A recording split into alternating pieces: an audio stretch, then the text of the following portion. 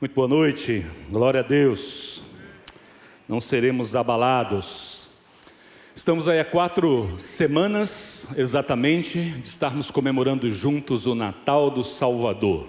Os shoppings já estão decorados, as ruas já estão decoradas, e o mundo celebra o nascimento de Jesus Cristo, o Senhor. É óbvio que nós sabemos que a data provável do nascimento de Jesus nada tem a ver com o dia 25, com esse equinócio que acontece no dia 25 de dezembro. No entanto, ele nasceu. E isso nos é muito comum. Jesus nasceu, nós cremos, Jesus nasceu, Jesus morreu, mas também ressuscitou. Por isso, esse é um ponto comum para nós de celebrarmos juntos o nome do Senhor. Natal do Salvador vai estar acontecendo aqui na igreja. Este ano nós não iremos para a praça, inclusive se prepare para a próxima semana, porque as obras começarão segunda-feira. Amanhã vão ser desmontados todos e haja terra para arrancar desse lado esquerdo ao lado direito da igreja. Em nome de Jesus, em fevereiro estaremos inaugurando o nosso estacionamento. Seus dias de andar atrás de estacionamento acabaram. O povo lá de baixo que vai implorar para vir estacionar aqui, e a gente não vai deixar, principalmente torcedor do Bahia. Que aí tem jogo, o pessoal demora para sair, aí fica ruim para a gente. Mas nós vamos celebrar o nome do Senhor Jesus, uma fé comum a todos nós. Nesta noite nós estamos falando, nesse mês de fevereiro, nesse mês de novembro, nós estamos falando sobre fé e futuro. E é interessante que a forma como Jesus foi introduzido no mundo, segundo a presciência de Deus, segundo a vontade de Deus, todo o Velho Testamento aponta para Jesus, dizendo que vem o Messias. Lá em Gênesis, no capítulo 3, nós temos a primeira manifestação da graça de Deus, daquele descendente da mulher que pisaria a cabeça da serpente e que restauraria o homem. O prenúncio da vinda do Messias. E durante todas as Escrituras, todos os livros das Escrituras, eles apontam para Cristo. E Jesus é a grande manifestação do amor de Deus, o nosso fundamento, como nós acabamos de cantar. No entanto, apesar de termos uma fé muito comum neste sentido, a fé tem afetado cada vez menos a vida das pessoas. O que eu quero dizer com isso? Nós vimos aqui o Trevor Franklin dando uma prévia da sua palestra no Summit, agora no mês de março de 2020, falando que muitas vezes nós não queremos ser os diferentes, nós queremos nos encaixar e abrimos mão de valores, de princípios que nos diferenciam dos demais. E é interessante esta palavra, né? Não troque a sua diferença para apenas ser uma pessoa comum. E isso tem acontecido na nossa sociedade, que não é muito diferente do contexto social no qual Jesus foi introduzido. Na época que Jesus nasceu, vamos falar lá do 1º século, essa fé também estava bastante abalada.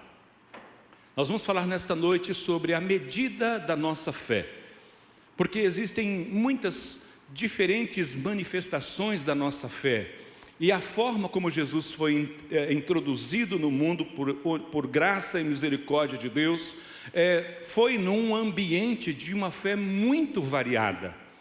Eu gosto bastante do Evangelho de Lucas, é o meu evangelho preferido, principalmente por causa dos contextos históricos, das datas. Ele é muito minucioso na sua narrativa e ele faz uma belíssima introdução a hora e o cenário em que Jesus está sendo introduzido na história. O 1º capítulo de Lucas tem 80 versículos. Então, eu creio que antes da meia-noite a gente deve estar terminando. Amém? 2 améns. E o pior que nenhum dos dois foi da Eliana, até ela já está querendo ir embora. Nós vamos ler Lucas, abra por favor, Lucas capítulo 1, nós vamos ler do verso 5 ao verso 23, e que o Espírito de Deus fale mais uma vez ao nosso coração, esse fundamento, nós não seremos abalados, Cristo é a nossa esperança, a nossa fé está em Cristo, e vamos aprender um pouco mais nesta noite, lendo aqui o Evangelho de Lucas, no capítulo 1, a partir do verso de número 5. Diz assim a palavra do Senhor: Nos dias de Herodes, rei da Judéia, houve um sacerdote chamado Zacarias, do turno de Abias. A mulher dele era das filhas de Arão e se chamava Isabel. Ambos eram justos diante de Deus, vivendo de forma irrepreensível em todos os preceitos e mandamentos do Senhor. Eles não tinham filhos, porque Isabel era estéril e os dois já tinham uma idade avançada. Verso 8 diz que aconteceu que, enquanto Zacarias exercia o sacerdócio diante de Deus, na ordem do seu turno, coube-lhe por sorteio, segundo o costume sacerdotal, entrar no santuário do Senhor para queimar o incenso. Durante este tempo, toda a multidão do povo permanecia na parte de fora, orando. E eis que apareceu a Zacarias o anjo do Senhor em pé à direita do altar do incenso. Ao vê-lo, Zacarias ficou assustado e o temor se apoderou dele. O anjo, porém, lhe disse: não tenha medo, Zacarias, porque a sua oração foi ouvida.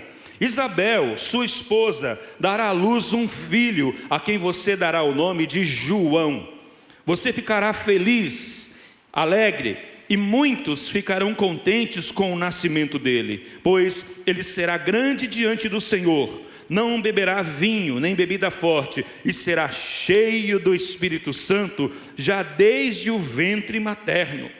Ele converterá muitos dos filhos de Israel ao Senhor seu Deus, e irá adiante do Senhor no espírito e poder de Elias, para converter o coração dos pais aos filhos, converter os desobedientes à prudência dos justos e habilitar para o Senhor um povo preparado. Então, Zacarias perguntou ao anjo: como terei certeza disso? Pois eu sou velho e a minha mulher também tem idade avançada.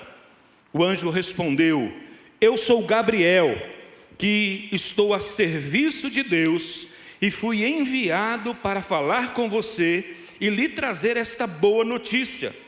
Todavia, você ficará mudo e não poderá falar até o dia em que estas coisas vierem a acontecer, porque você não acreditou nas minhas palavras, as quais no devido tempo se cumprirão.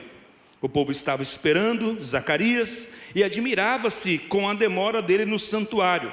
Quando Zacarias saiu, não lhes podia falar. Então entenderam que ele havia tido uma visão no santuário e expressava-se por sinais e permanecia mudo.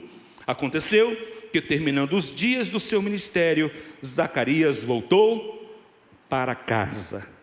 Passados esses dias, Isabel, mulher de Zacarias, ficou grávida.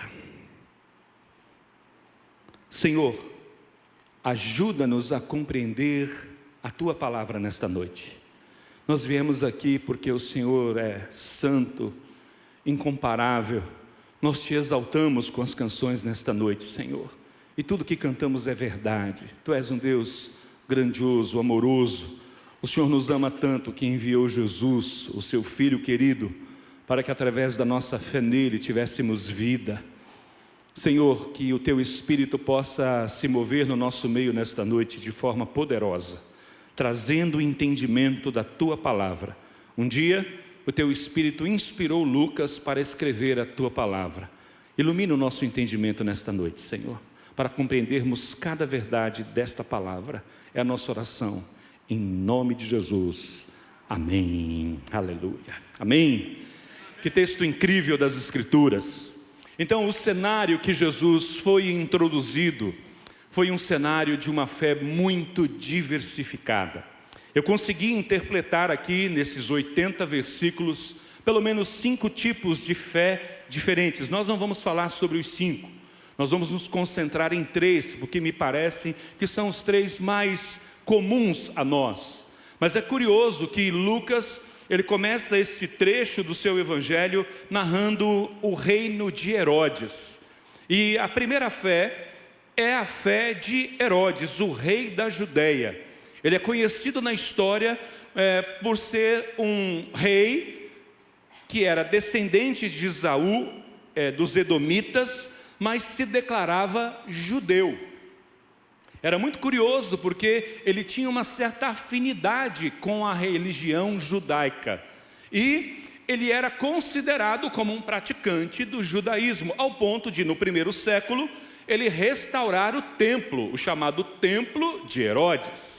O segundo templo, que havia sido mais ou menos restaurado depois que o pessoal volta do exílio babilônico, um templo ainda bastante deficitário, e Herodes se propõe para ter esta ligação emocional, essa ligação religiosa com o povo judeu, ele restaura o templo. Há quem diga até que ele na verdade não restaurou, ele profanou, porque ele acrescentou ao templo a fortaleza Antônia, e colocou outros compartimentos próximos ao templo, que para os judeus eram coisas que não eram sagradas, ele estava contaminando. E isso, a afinidade dele, deste rei, com o povo judeu e com o templo era tão grande, que a guarda pretoriana, a guarda do imperador, havia um turno, havia alguns elementos da guarda pretoriana que eram responsáveis pela guarda do templo. Então, os próprios soldados romanos entravam no templo para a sua proteção, o que para os judeus era uma blasfêmia. Só os judeus, só o povo de Deus poderia entrar no templo do Deus dos judeus. Então, nós poderíamos fazer a seguinte interpretação: se ele construiu o templo, se ele ora, se ele lê a Torá, então ele é um judeu. No entanto, se você for mais atencioso e olhar para a dinastia dos Herodes, ele teve mais 4 de seus filhos que reinaram, nós vamos perceber que este homem foi um homem cruel. Ele matou todos os homens da sua família, matou os seus tios, matou alguns primos, porque ele temia que a sua própria família o tirasse do trono. Ele se casa com uma linda mulher chamada Mariane. Ela era também judia e fazia parte de um dos partidos judaicos, talvez dos mais tradicionais, os asmonianos. E um dia esta sua esposa lhe faz um conselho, vendo os seus problemas de saúde e as suas perturbações mentais, sugere a ele que ele deixe o trono, cuide de sua saúde e permita que o seu filho, Arquelau, possa governar.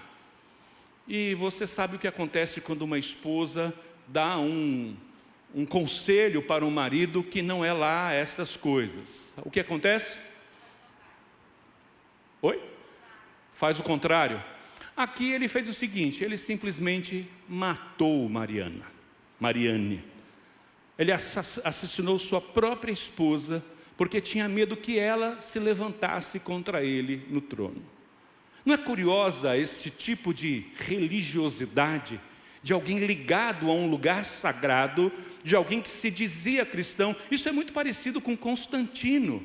Constantino também dito o imperador cristão, que permitiu que o cristianismo fizesse parte do Império Romano e começa a construir igrejas, começa a criar estruturas sacerdotais, episcopais, que também era um homem terrível, que de cristão não tinha absolutamente nada. Também matou alguns dos seus próprios familiares em nome da fé. Então esse tipo de fé era a fé que se praticava naquele momento. Não é curioso que hoje nós temos também alguns contextos políticos em que algumas pessoas se dizem cristãs, mas o comportamento é totalmente contrário? Nós precisamos ficar atentos, porque a fé em Cristo Jesus é uma fé que afeta o nosso futuro, as nossas decisões. O nosso comportamento é influenciado pela vida de Cristo. Este é o tipo de fé que nós queremos desenvolver. Mas além de Herodes aqui, ele fala sobre este homem chamado Zacarias, sacerdote. Eu vou tratar Zacarias como sendo o nosso primeiro caso. Alguém que tinha uma atividade religiosa intensa, não faltava um culto. Era contribuinte, ele dava seus dízimos e as suas ofertas, ele participava do ministério da igreja, do templo. Então era alguém religiosamente ativo. Mas é muito curiosa a resposta que ele dá a uma indagação de um anjo que vem justamente para trazer a resposta à sua oração. A sua oração não tinha sido respondida no tempo que ele queria. Ele gostaria já de ser pai, já estar abraçando um filho, mas ele orava por sua esposa estéril, porque era vergonhoso para uma mulher naquela época não ter filhos. Ela se sentia, para muitos judeus, a esterilidade de uma mulher era quase que uma punição do próprio Deus, era um castigo do próprio Deus. E como nós vimos, Isabel fazia parte da linhagem de Arão, da família sacerdotal. É curioso que os versos de número 6 diz: ambos eram justos diante de Deus, vivendo de forma irrepreensível em todos os preceitos e mandamentos do Senhor. Eram religiosos. No entanto, quando ele entra no templo, e é interessante essa experiência sacerdotal que acontecia apenas uma vez no ano, levando a intercessão do povo no santuário, num lugar onde outros não podiam entrar. Esse sacerdote adentrava neste santuário amarrado com uma corda na cintura, porque se ele se demorasse demais, se ele entrasse contaminado na presença do Senhor, ele morreria ali mesmo, na presença do Senhor. Nós temos alguns exemplos de alguns sacerdotes que, ao tocar no sagrado, estando impuros, morreram ali mesmo.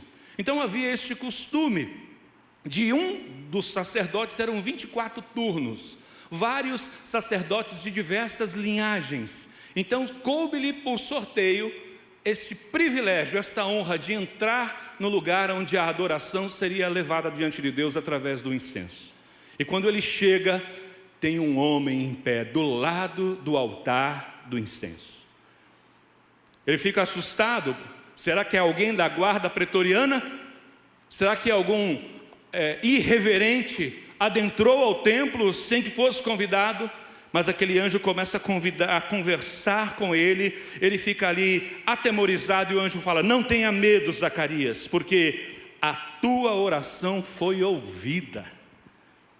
Isabel, sua esposa, dará à luz um filho, a quem você dará o nome de João. A sua oração foi respondida. Irmãos, eu tenho várias orações que ainda não foram respondidas. Eu não vou nem perguntar. Se você tem oração que não foi respondida ainda, levanta a mão para você não cansar o braço. Temos muitas orações que não foram respondidas. Temos muitas coisas que nós oramos há anos. Tem uma oração específica que eu cheguei para uma pessoa que eu cuidava bastante, há bastante tempo atrás. Eu falei assim: olha, você vai se casar cedo. Eu me casei com 21 anos. Aí eu cheguei para algumas pessoas da igreja e falei assim: olha, você vai casar com 20, você vai casar com 18, porque é muito bom se casar cedo. Algumas repreenderam, outras repreenderam em nome de Jesus. E o que aconteceu? Não casaram até hoje. Eu oro há 10 anos, 8 anos, 12 anos por alguns deles que ainda não se casaram. Mas eu tenho certeza que um dia, quando estiver entrando aqui na IBAN, eu vou encontrar com um anjo que ele vai falar assim: Silvio, a sua oração foi respondida. Glória a Deus. Não vou duvidar. Eu quero chamar a sua atenção para a resposta de Zacarias. Eu denominei aqui a fé de Zacarias como uma religiosidade sem fé. Porque é possível, isso é muito preocupante, você desempenhar diversas tarefas religiosas, mas não ter fé. Como é possível isso? É possível. Encontrei já dezenas e dezenas de pessoas que têm uma prática religiosa, mas não têm fé. Irmãos, como aquele homem tem essa experiência no santuário do Senhor, enquanto está servindo, vem um anjo de Deus, fala com ele assim: olha, fique feliz porque você teve a sua oração respondida. O que esse homem diz assim? Como é que vai ser isso? Eu não tenho certeza, eu não tenho a menor ideia de como isso pode acontecer. Ele chega para o anjo e diz o seguinte, verso de número 19. Zacarias perguntou ao anjo, o verso 18: como terei certeza disso? Pois eu sou velho e a minha mulher também já tem idade avançada. pela reação de Gabriel, este anjo que tem nome, um dos poucos anjos que tem nome na Bíblia, Gabriel quer dizer homem de Deus. Pela reação de Gabriel, essa atitude de Zacarias foi muito ruim, foi muito desagradável. É como se ele literalmente não acreditasse no que o anjo estava dizendo. Sabe por que eu chego a essa conclusão? Diz assim: eu sou Gabriel, apresentou a sua credencial, deu uma carteirada aqui, que estou a serviço de Deus e fui enviado para falar com você e te trazer esta boa notícia. Cara, você não está acreditando?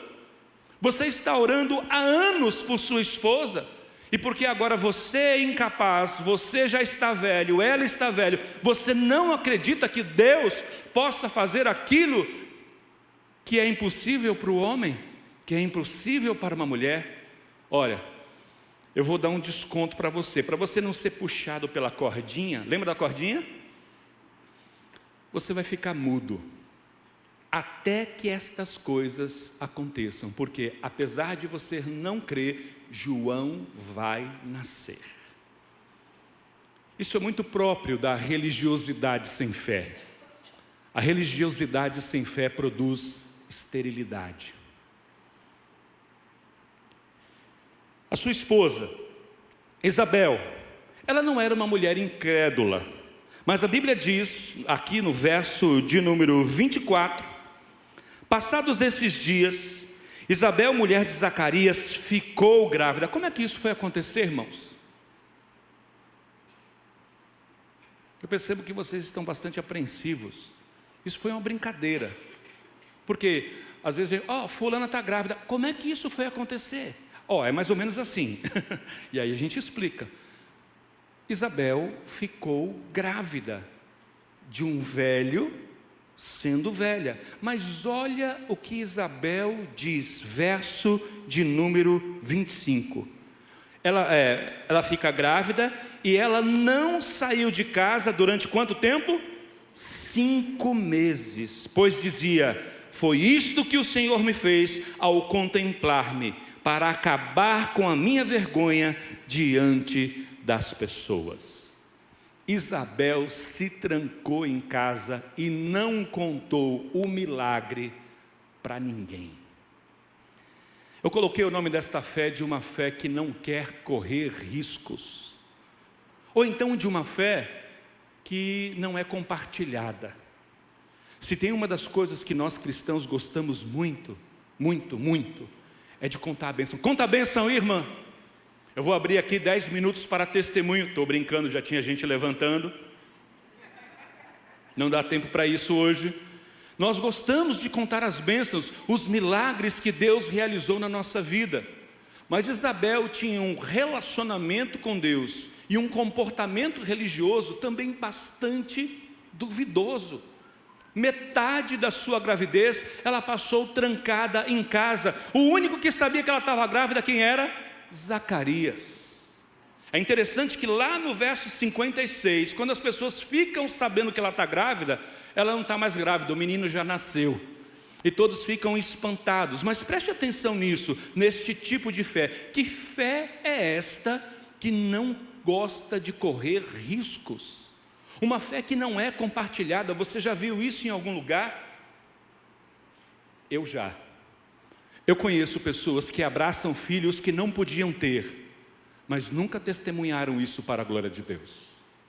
Eu conheço pessoas que não eram mais para estar vivas. Você olha a foto do carro, qualquer pessoa que olha para aquele carro diz assim: os ocupantes deste veículo morreram no local. A pessoa saiu sem um arranhão e nunca testemunhou isso para a glória de Deus. Eu conheço pessoas que estão hoje numa colocação profissional.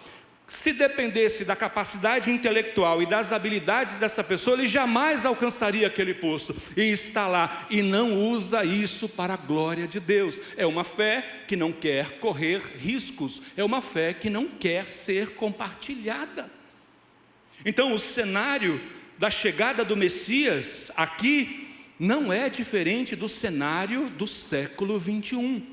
onde nós temos pessoas poderosas que se dizem cristãs, mas que o comportamento não condiz com o cristianismo, onde nós temos sacerdotes que estão na igreja todos os dias, mas não têm fé, e temos também pessoas que viveram milagres extraordinários, mas não testemunham a respeito desses milagres. Por isso, ao olhar para esse cenário, eu fico bastante envergonhado. Não me sinto estimulado a ter a fé de Zacarias. E olha aqui, a proximidade com Zacarias é bastante grande. Eu chego aqui 8 horas, 9 horas da manhã e às vezes saio 9, 9 e meia e Lídio já está me botando para fora da igreja. Às vezes a gente passa 12, 14 horas aqui no templo. Então eu fico pensando, eu conheço muitos irmãos que estão me olhando agora. Não é nada contra você, meu irmão, por favor. Estamos aqui para ouvir a voz do Senhor, não a minha. Que estão trabalhando em muitos departamentos. Se você abrir o armário de alguns irmãos, tem camiseta amarela do Ministério de Missões, tem camisa vermelha do Ministério de Discipulado, tem camisa azul do Ministério de Integração, tem camisas coloridas do Ministério Infantil, e tem o pessoal de azulzinho da recepção interna, tem o pessoal de preto da recepção externa, e trabalham, e trabalham, e trabalham, estão aqui com muita alegria, com muita dedicação.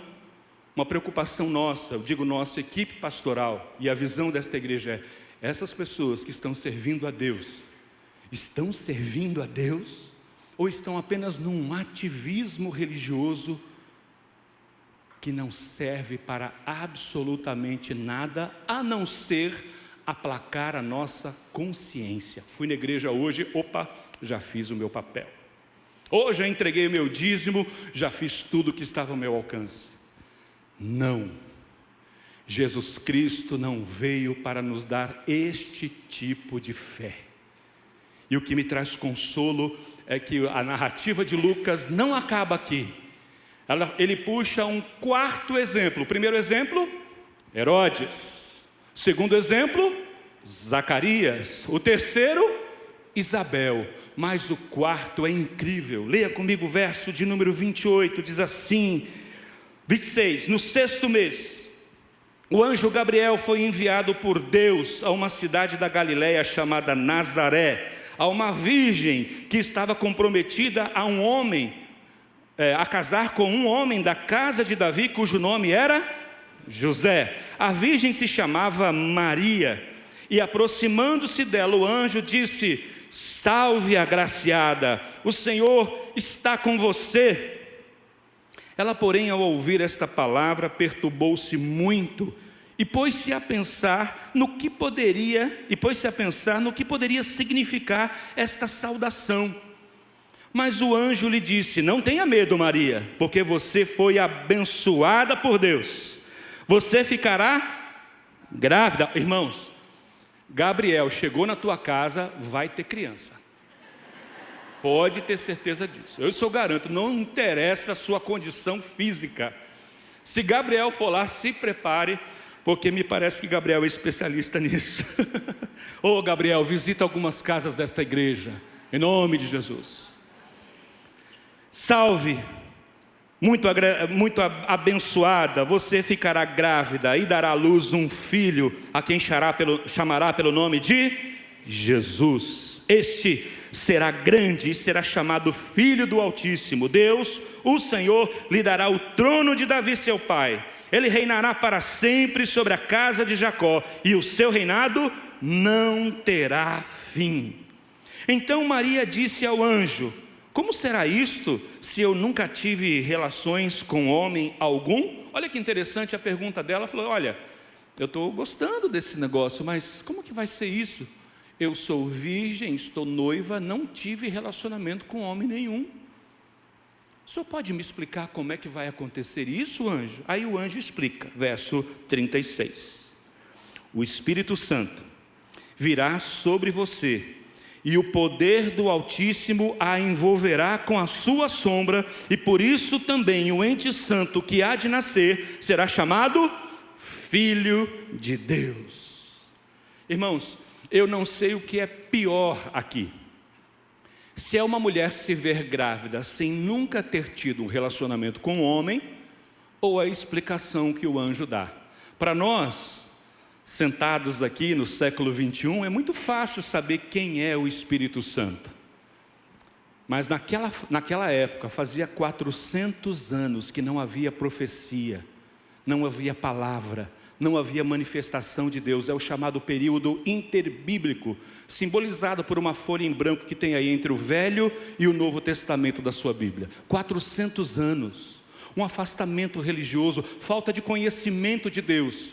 Se o povo tinha dificuldade no seu relacionamento com o Deus de Israel, ao ponto de ter esses tipos de fé que nós vimos aqui, imagina sobre o Espírito Santo. Qual é a doutrina do Espírito Santo no Velho Testamento? O Espírito Santo vinha sobre uma pessoa, capacitava aquela pessoa a uma tarefa extraordinária, e o Espírito Santo saía. Vinha sobre ele o Espírito Santo, ele fazia algo incrível, depois o Espírito Santo voltava. A doutrina de que o Espírito Santo mora em nós veio a partir de Jesus. Ele enviou o Consolador. Para nós entendermos que o Espírito Santo está aqui e é poderoso, é muito mais fácil do que para esta jovem que estava preocupada com o seu enxoval, estava pensando na sua lua de mel e como seria a sua nova família. Mas o anjo dá uma colher de chá para Maria, diz assim: olha, a sua prima, a sua parenta, Isabel, igualmente está grávida, apesar da sua idade avançada, sendo já este o 6º mês de gestação para aquela que se dizia estéril. Eu fico imaginando Maria, vamos falar no baianês, oxe anjo, Isabel está grávida, eu não fiquei sabendo. Pois é, porque ela está trancada dentro de casa, desde que soube da gravidez, e não contou isso para ninguém. Eu fico pensando na cabecinha de Maria, não é possível.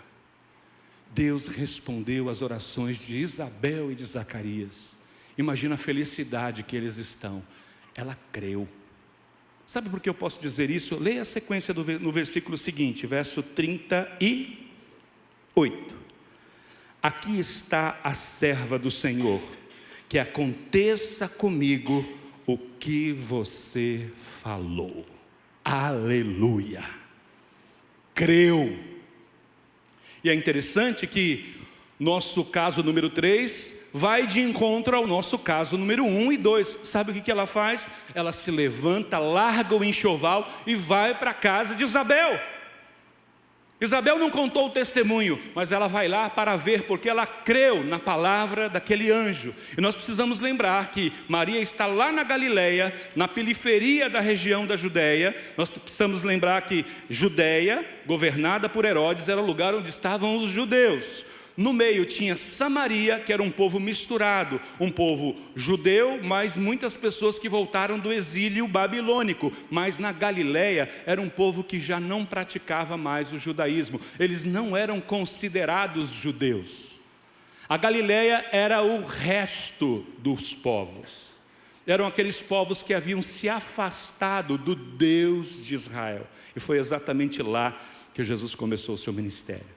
Então Maria pega o primeiro metrô e desce, e vai de encontro a Isabel, e chega na porta da casa de Isabel e diz: Isabel!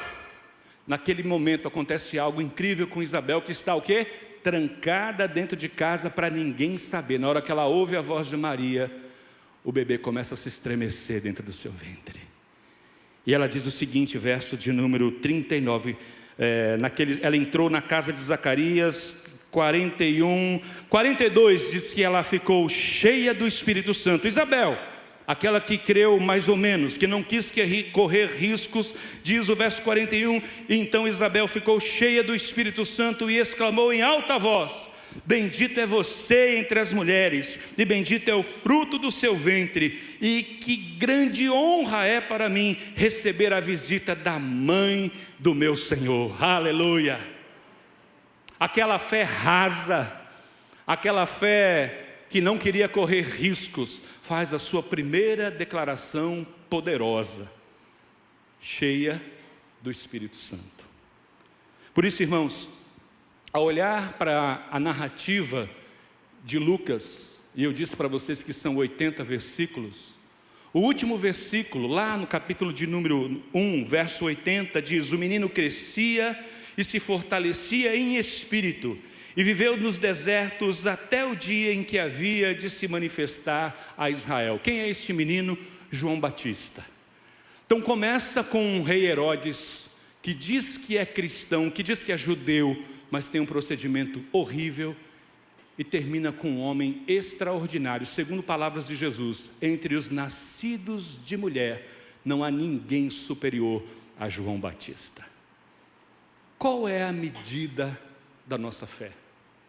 Será que temos tido esta fé religiosa de visita e visita e visita ao templo, ou de serviço no templo? Mas se o anjo aparecer hoje e dizer assim: olha, eu vou usar a sua vida e você será um instrumento nas mãos de Deus, como é que vai ser isso? Já estou na terceira, quarta igreja, já fui expulso da igreja 2 vezes, já me tiraram do ministério outras tantas. Eu acho que não vai ser mais possível, Senhor. Olha, você vai ter um filho, você ficará grávido. E nós podemos ficar grávidos de diversas coisas, dos nossos sonhos, dos nossos planos para o nosso casamento. Nós ficamos grávidos dos nossos filhos, eu acho que mais de uma vez, porque a vez mais fácil é quando eles nascem. Depois nós temos o desafio de educá-los, e quando eles vão pegando o caminho deles, nós temos quase que um parto todos os dias, desejando que os nossos filhos sirvam ao Senhor e sigam ao Senhor com integridade, mas acima de tudo que tenham fé em Cristo Jesus. E eu quero terminar esta palavra, irmãos, pensando muito sobre esses tipos de fé e qual é o tipo de fé que eu e você temos desenvolvido. Eu não tenho nenhuma atração pela fé de Zacarias. Essa fé, essa religiosidade sem fé, ela me preocupa demais. Eu não quero ser um religioso. Eu não tenho nenhuma atração pela fé de Isabel, porque eu sou um homem que abraça filhos que eu não podia ter. Estava um rapaz ali tocando guitarra, o Rogério. Cadê o Rogério? O Rogério está por aí em algum lugar, junto com Esther. Se ele for embora, a guitarra dele está ali, a gente vai botar na ABM para vender. Rogério e Esther não podiam ter filhos. Sabe o nome da esterilidade deles? Joaquim. E nós temos muitas pessoas. Nós temos uma mulher aqui na igreja que tem mais de 90 anos, ficou muito, muito mal no hospital várias e várias semanas. Mas ela está sentadinha ali, ó. Levante aí, por favor, dona Palmira, por favor. Você não acredita em milagre? Por favor, dona Palmira, ajude ela a levantar. Está vendo aquela mulher ali? 94 anos. Puro milagre de Deus. E é uma grande oportunidade de aplaudirmos a Deus pelo que Ele tem feito na vida da irmã Palmira. 94. Estava na UTI esses dias. É o segundo culto, ela estava pela manhã, viu? E se falar para ela que ela vai ficar aqui na igreja, tem que levar ela para casa.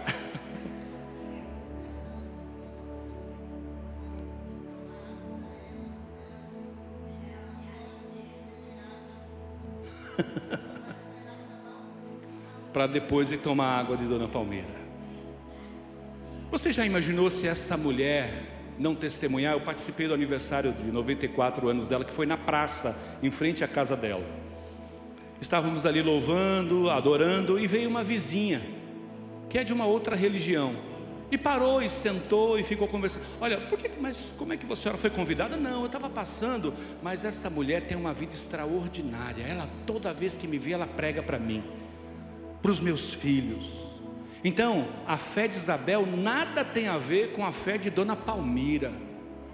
E com a sua fé também. Talvez existam pessoas extraordinárias sentadas aqui nesta noite, que nós não podemos permitir que se tornem pessoas religiosas, mas pessoas que com a sua vida glorifiquem o nome de Deus em todo o tempo.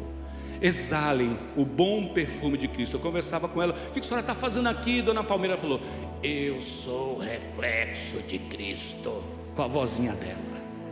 É a graça de Deus na minha vida. E você deve ter ouvido ali, a irmã quis pegar uma água para ela, falou: eu não tomo água na igreja, espera acabar o culto, não tomo água no templo. Estou tentando imitar ela, já estou precisando de água.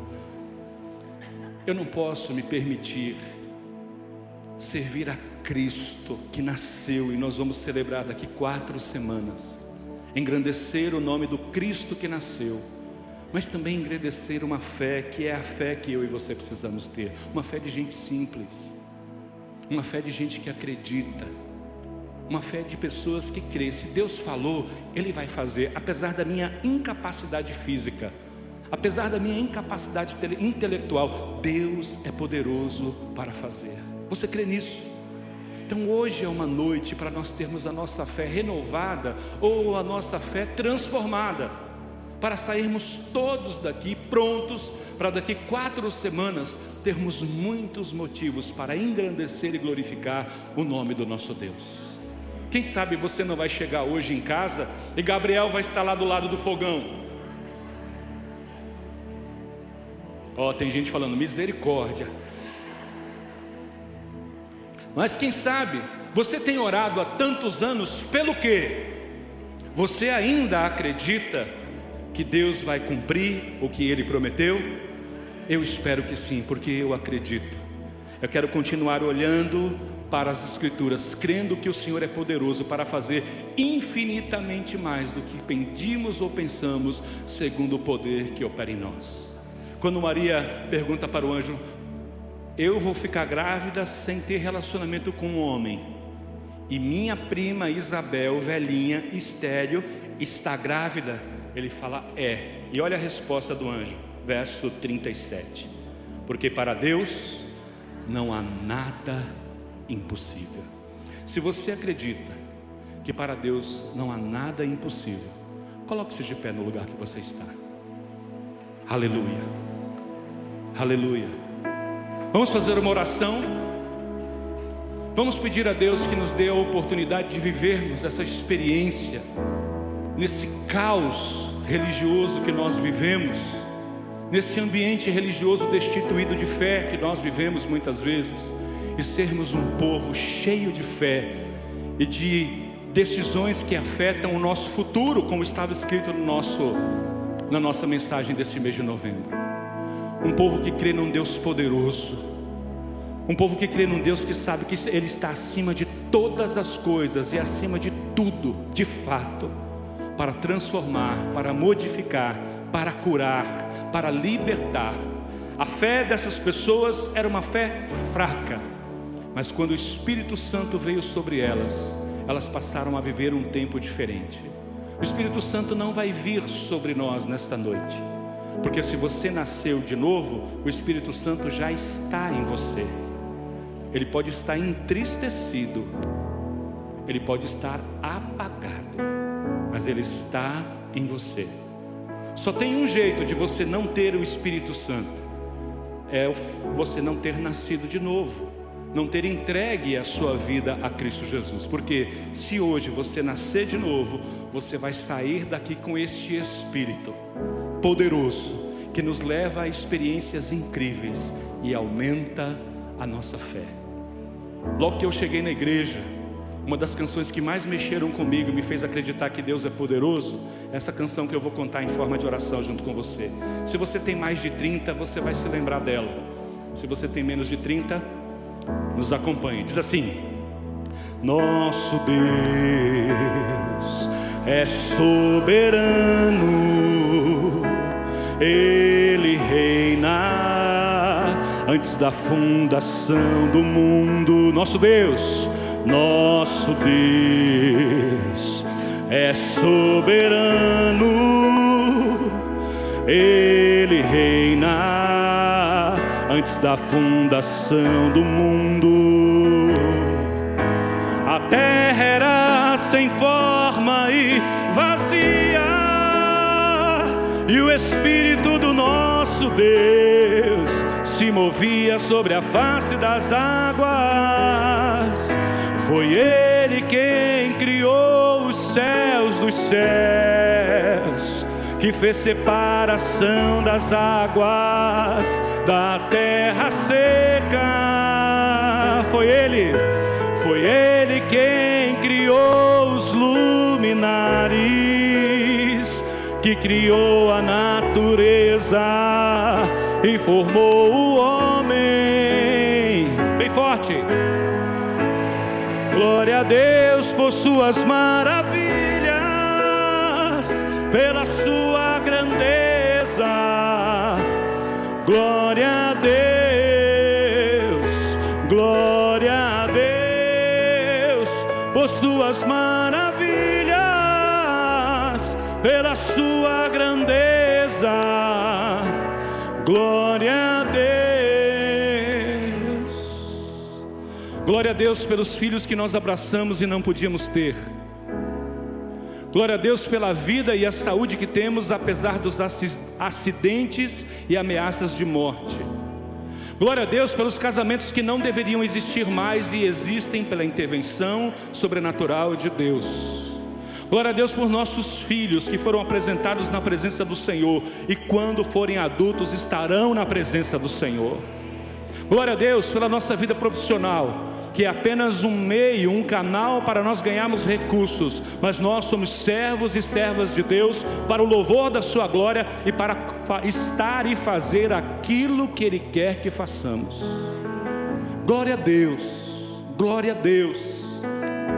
Se nós estivermos afastados e não crermos e termos apenas uma fé, uma religiosidade sem fé, misericórdia, que o Senhor possa transformar isso nesta noite. Se temos essa fé que não quer correr riscos, uma fé que não é compartilhada, misericórdia, que isso possa ser transformado nesta noite. Mas se temos esta fé de crer que o Senhor é poderoso, que não há nada impossível em todas as suas promessas, vamos viver como Maria. Eis aqui os seus servos, cumpra-se em nós aquilo que o Senhor falou. Promessas, palavras poderosas que já foram liberadas, que não caíram por terra, que a seu tempo se cumprirão. Glória a Deus por suas maravilhas, pela sua grandeza. Glória a Deus, glória a Deus por suas maravilhas, pela sua grandeza. Glória a Deus, glória a Deus.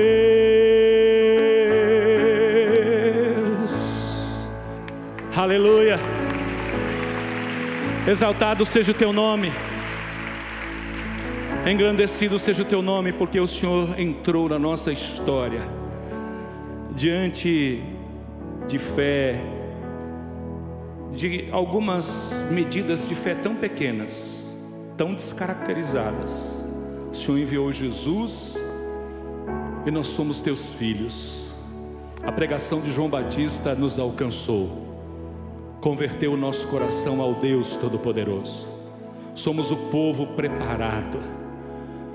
O nascimento de Jesus mudou a nossa história. Nós cremos, Ele está vivo. Nós celebraremos mais uma vez o nascimento de Cristo, nosso Salvador, que mudou a nossa história. Por isso, que a graça do Senhor Jesus, o amor de Deus Pai e o poder do Espírito Santo possa conduzir o teu povo ao longo dessas próximas semanas. Visitas e mais visitas do Senhor, trazendo respostas, milagres, testemunhos possam ser contados, crianças possam se estremecer, coisas incríveis possam acontecer, porque Cristo está vivo. E nós cremos que o Senhor é poderoso para fazer tudo aquilo que o Senhor disse. Nós te agradecemos e oramos no nome de Jesus.